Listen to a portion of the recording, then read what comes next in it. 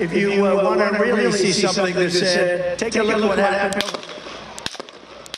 পেনিসিলভানিয়ায় নির্বাচনী প্রচারে গুলিবিদ্ধ হয়েও অল্পের জন্য বেঁচে যান সাবেক মার্কিন প্রেসিডেন্ট ডোনাল্ড ট্রাম্প। তবে যুক্তরাষ্ট্রের ইতিহাসে এমন ঘটনা নতুন নয়। এর আগেও নানা সময়ে বহু মার্কিন প্রেসিডেন্ট গুলি হামলার শিকার হয়েছেন।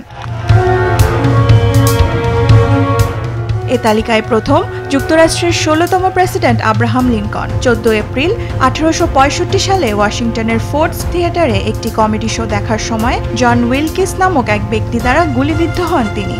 তার মাথার পেছনে গুলি লাগে এবং পরদিনই তিনি মৃত্যুবরণ করেন। এ হত্যার কারণ হিসেবে কৃষ্ণাঙ্গ অধিকার আদায়ে তার সমর্থনকে দায়ী করা হয়। জেমস গারফিল্ড ছিলেন দ্বিতীয় কোনো মার্কিন প্রেসিডেন্ট যাকে গুলি করে হত্যা করা হয়। ১৮৮১ সালের ২ জুলাই ওয়াশিংটনের রেল স্টেশন থেকে নিউ ইংল্যান্ড যাওয়ার পথে গুলি করা হয় তাকে। প্রায় ১ মাস মৃত্যুর সঙ্গে লড়াই করে সেপ্টেম্বরে মারা যান তিনি।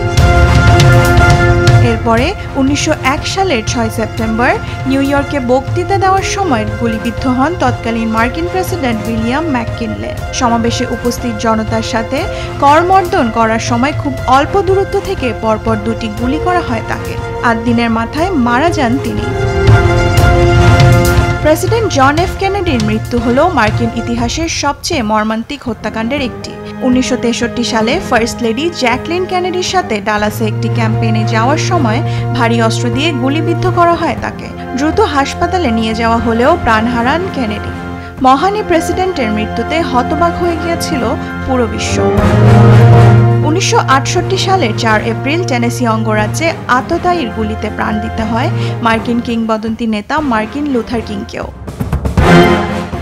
এছাড়া জর্জ বুশ, গেরাল্ড ফোর্ড সহ আরও বেশ কয়েকজন প্রেসিডেন্টকে বিভিন্ন সময়ে গুলি করা হয়, তবে ভাগ্যবশত বেঁচে যান তারা। দেওয়ান মুবাশশিরা হোসেন, নিউজ ডেস্ক, দেশ টিভি।